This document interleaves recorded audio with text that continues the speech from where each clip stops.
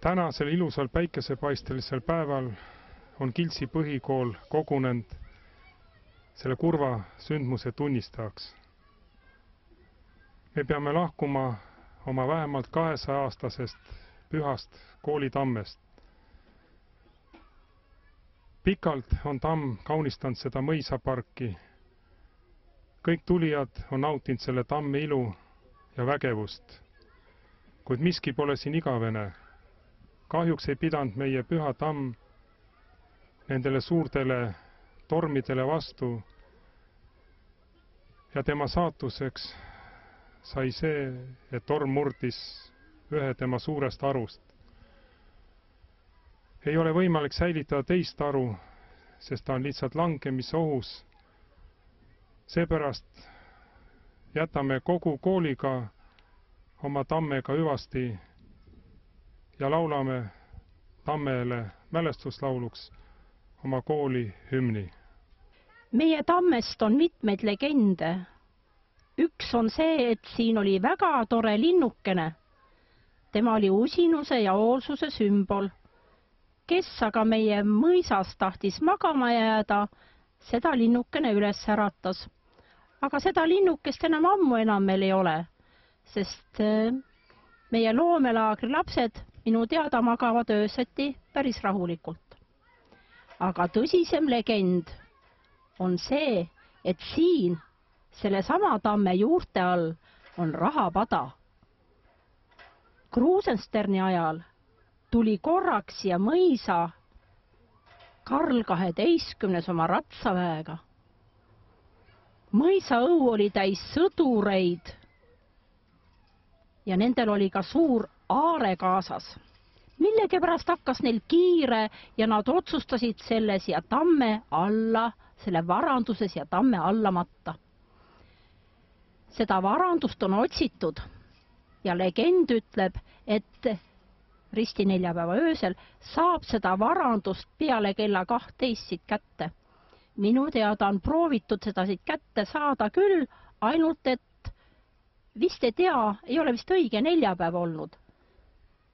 Aga mine tea, kui nüüd meie kallis tamm siit ära on, kuidas siis selle varandusega on? Kas on alles veel või kaob ka tema koos tormimurtud ja maha võetud tammega? Austatud koolipere, väikesed ja suured ja austatud iidne tammepuu. Oma juttu kirjutades mõtlesin meie esivanemate peale, kes iga puu käest luba küsisid ja andeks palusid, kui nad puu elu katkestasid. Täna saadame uuele teele ajaloolise Kiltsi mõisapargis kasvanud tammepuu. Vaid sina, tamm, ise tead, kes kõik sinu lehtede varjus on istunud ja mõtteid mõlgutanud, sinu käest jõudu ammutanud ja kaitset otsinud.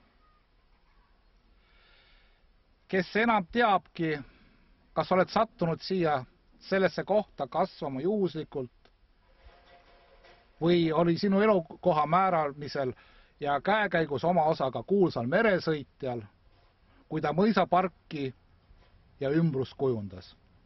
Aga seal polegi tähtsust. Pikalt suudab vastu pidada vaid see puu, mis seisab lagedal ja peab väsimatut võitlust tuulte, vihmade ja päikesega. Sina oled seda suutnud 3 pikka sajandit. Ja tamm ei ole eestlaste jaoks mitte lihtsalt niisama üks puu, sina oled meie jaoks vastupidavuse sümbol. Pandivere kõrgustikul on kunagi kasvanud tammemetsasid, kuid neid tammemetsasid ei ole enam ammu. Järele on jäänud mõned üksikud tammesalud ja tammepuud ja need on tõepoolest ka kõik kaitse alla võetud. Ja inimesed on teinud tammepuust enamasti eluks vajalikke ja pika elueaga esemeid, laevu, mis pidasid vastu tormisel meredel, tammevaate ja mööblit, mis kestab inimpõlvesid. Ka sinu osaks, auväärne tamm, saab uus elu, mida aitab sulle sisse puhuda koolidirektor oma sellidega kooli puutöökojas. Ja see mööbel või kunstiteos võib hoolsal hoidmisel kesta järgmised mitu inimpõlve. Tamm ei ole meile niisama puu. Tammepuu järgi on antud inimestele perekonnanimesid. Tammelehtesest pärjad saavad kaela ka kõige väärikamad, näiteks olümpiavõitjad, laulupidude juhid. Ja meie eestlased võrdleme end sinu suguseltsiga. Me peame end sama vastupidavaks, kui oli tammepuu. Siin kotikese sees on tammetõrud. Ja olgu see siis selline näide sellest, et vaadake, sellest väiksest tammetõrust kasvab selline suur 300-aastane tamm. Ja tegelikult, kui me nüüd hästi mõtleme, siis see on ime, on ju? Vaat nii.